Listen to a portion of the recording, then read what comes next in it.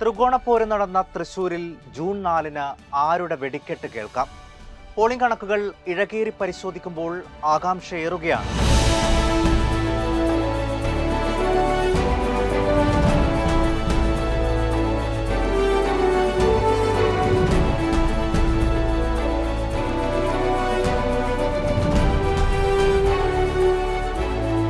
രണ്ടായിരത്തി 77.8% പേർ വോട്ട് രേഖപ്പെടുത്തിയപ്പോൾ ഇത്തവണ വോട്ട് ചെയ്തത് 72.78% പേർ മാത്രം. പോളിംഗ് ശതമാനത്തിലെ കുറവ് അനുകൂലമെന്നാണ് LDF ക്യാമ്പിന്റെ വിലയിരുത്തൽ.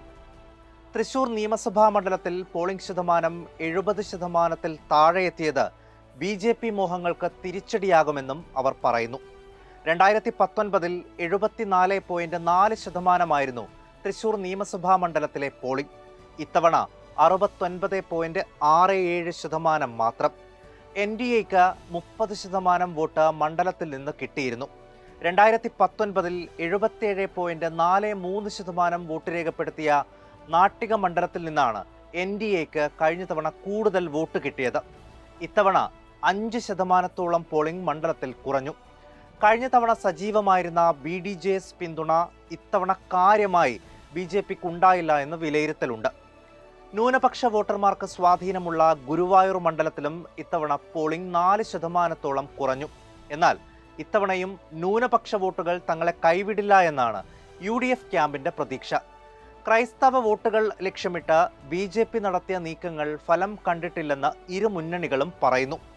കഴിഞ്ഞ തവണ 80% കടന്ന് മികച്ച പോളിംഗ് രേഖപ്പെടുത്തിയ പുതുക്കാടും 5%-ലേറെ പോളിംഗ് കുറഞ്ഞിട്ടുണ്ട്. ഇത് മൂന്ന് മുന്നണികളുടെയും ആശങ്കയേറ്റുന്നു. പത്മജ വേണുഗോപാലിനെ BJP പാളയത്തിലെത്തിച്ച BJPക്ക് മുരളീധരനെ തന്നെ ഇറക്കി ചെക്ക് പറഞ്ഞ കോൺഗ്രസ് നീക്കത്തിന് വോട്ടർമാരുടെ പിന്തുണ കിട്ടിയെന്നാണ് UDF കേന്ദ്രങ്ങൾ വിശ്വസിക്കുന്നത്. BJP വോട്ടുകൾക്ക് പുറമെ സ്ത്രീ വോട്ടർമാരുടെയും നിഷ്പക്ഷ വോട്ടർമാരുടെയും പിന്തുണ സുരേഷ് ഗോപിക്ക് കിട്ടിയെന്ന് NDAയും കരുതുന്നു. VS സുനിൽകുമാറിന്റെ വ്യക്തിപ്രഭാവവും വോട്ടർമാരുമായുള്ള ബന്ധവും തുണച്ചുവെന്നാണ് LDFന്റെ പ്രതീക്ഷ.